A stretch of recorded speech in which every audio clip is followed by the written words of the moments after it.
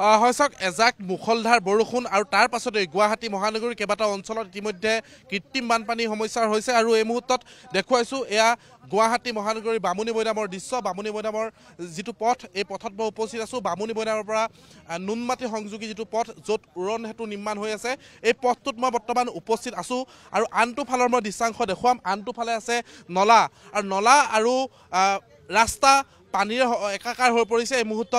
এই মুহূৰ্তৰ দৃশ্য গুৱাহাটী মহানগৰীৰ বামুণী মৈদামৰ দৃশ্য ইতিমধ্যে দেখুৱাইছোঁ আৰু যান জঁটৰ সৃষ্টি হৈছে।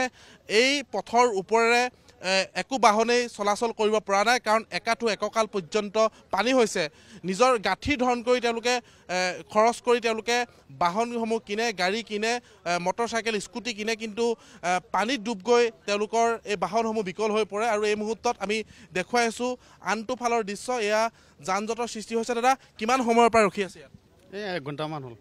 1 ঘণ্টামান হ'ল। আজিৰ সমস্যা নহয়, বানপানীৰ সমস্যা বহুদিনীয়া সমস্যা। এইটো সদায় হৈ থাকে। আমাৰ দিগদাৰ হয় বহুত ৰাস্তাত অহা যোৱা কৰাৰ কাৰণে। এনেকুৱা অকস্মাত হৈ গ'লে সদায় হৈ থাকিলে এতিয়া বেলেগ কথা, এটা বেলেগ ৰাস্তাৰে যাব পাৰি। এতিয়া অকস্মাত হৈ গ'ল গতিকে দিগদাৰ হয়। এনেকৈ এতিয়াতো গম নাপাওঁ। পল্টন বজাৰ ফালে বৰষুণ নাই, ইয়াত আহি দেখিলোঁ পানীত জাম লাগি আছে গাড়ীবিলাক, এনেকৈ ফাঁচি আছোঁ। গাঁঠিৰ ধৰণ ভাঙি আপোনালোকে স্কুটি বাইক বা নিজৰ গাড়ীখন কিনে, তাৰপাছত এনেকুৱা পানীত সোমালে বিকল হৈ পৰে। হয়, বিকল হৈ পৰে। সেই গতিকে ভয়তে আমি যোৱা নাই। মানে বেয়া হৈ গ'লেতো বহুত লছ হৈ যাব, সেই গতিকে যোৱা নাই।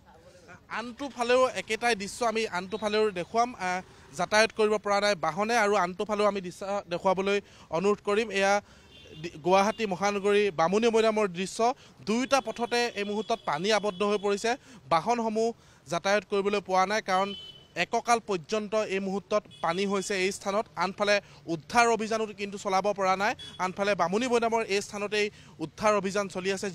যিটো 8 বছৰীয়া শিশু সন্ধানহীন হ'ল, সেই শিশুটোৰ উদ্ধাৰ অভিযানো চলাই আছে। উদ্ধাৰ অভিযান তেওঁলোকে সামৰিছে এই মুহূৰ্তত। আৰু আনফালৰ আমি দৃশ্যাংশ দেখুৱাইছোঁ অভাৱনীয় বান পৰিস্থিতি গুৱাহাটী মহানগৰীৰ কৃত্ৰিম বান আৰু এই বানত ইতিমধ্যে বন্দী হৈ গৈছে বহুতৰে জীৱন। তেওঁলোকে যাতায়াত কৰিব পৰা নাই, তেওঁলোকে নিজৰ বাহনখন আগুৱাব পৰা নাই কাৰণ গুৱাহাটী মহানগৰীৰ ঠায়ে ঠায়ে একাঠু পৰ্যন্ত বানপানী।